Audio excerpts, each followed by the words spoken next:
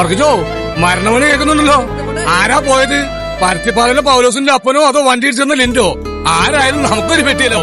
നീ വേഗം വീട്ടിലേക്കില്ലേ? നിന്റെ മോൻ സ്കൂളിൽ നിന്ന് വരുന്ന വഴി കല്ലോട്ടാങ്കുഴിലൊന്ന് വീണു.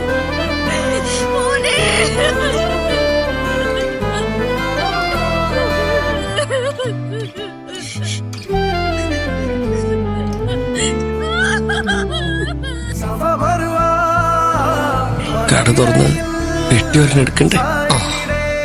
എടുക്കണം.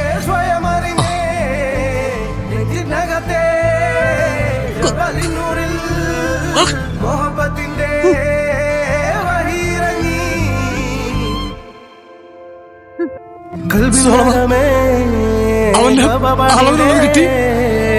എന്റെ മോന്റെ അളവിലുള്ള പെട്ടി കിട്ടി.